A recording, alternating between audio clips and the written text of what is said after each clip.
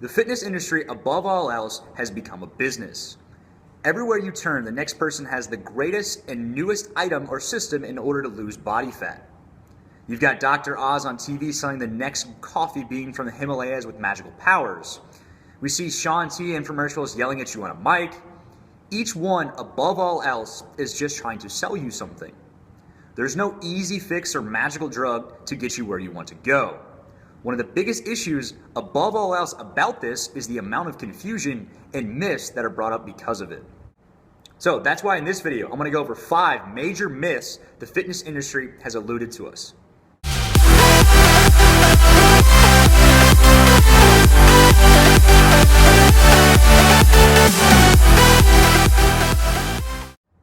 Number 1, you can crunch your way to abs, and by doing tricep extensions, you will get rid of your bat wings.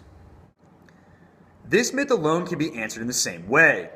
It's not possible to focus on a particular body part in order to reduce the fat in that section. We lose body fat as a whole in layers. Yes, by growing the muscle tissue underneath a particular area, you might see a small change over time, but the biggest change comes with the reduction of overall body fat. Achieved best by lifestyle changes and understanding how weight loss really works. Number 2, cardio is the best form for fat loss. If I just believe it, there's nothing to it. I believe I can fly. I believe I can touch the sky. I think about Cardio has its place in the weight loss system, but it isn't the best solution. The quickest way to explain this is in this way.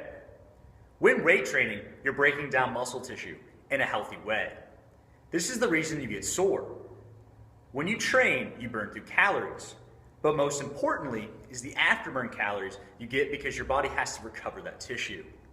So not only are you burning calories during a workout, but post-workout as well. This will, in general, net more calorie burn over a period of time.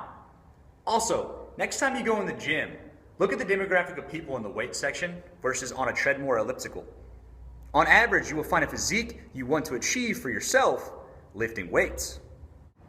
Number 3, variety or muscle confusion is the best way to train or to lose body fat.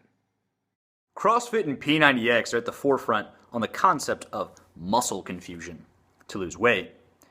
CrossFit calls it planned randomization. You can't plan something and it be random at the same time. CrossFit! This concept preys on our desire to have variety in our workouts and trying to make it acceptable in our pursuit of improvement. But the truth is that the key to improvement is controlled, progressive consistency. Doing a program and sticking to it. If you squat once every other week or once a month, yeah, you might be super sore every time, but you're not going to be able to improve. Being sore makes us feel like we're doing something good, but in retrospect, it's just a physical cue we accept as a badge of honor. We'll talk about this more with number 4.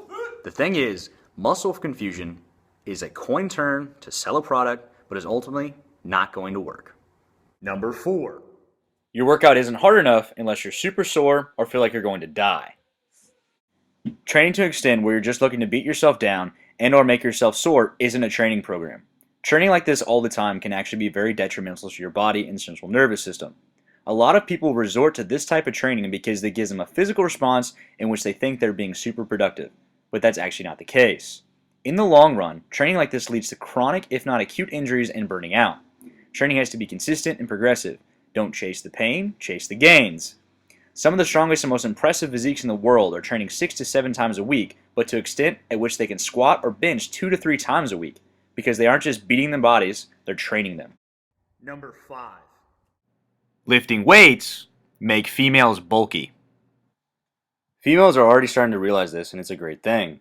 Lifting weights as a female will get you closer to a flatter stomach and physique you want the quickest. The females you see on big bodybuilding magazines that are super bulky are 9 times out of 10 on some kind of testosterone booster or steroid. The fact is, as a female, unless you're on some kind of supplement, and are eating excessive amounts of calories or food every day, all day, you're not going to get bulky. When I mean excessive, I mean eating 2 to 3 times more per day, probably consuming 500 to 1,000 calories extra based on your average intake every single day of the week. You're not going to get big and bulky. So these 5 are the big ones I always hear about or think of. These 5 are just not true. There's so many more myths as well. And to conceptualize and put these in perspective is often difficult because they're ingrained so hard through the industry. The key is to have an open mind, find a good training program or trainer, and learn as much as possible when looking at fitness goals. It's not that hard once you know enough of the facts. The hard part is weeding through all the nonsense and separating the good from the bad.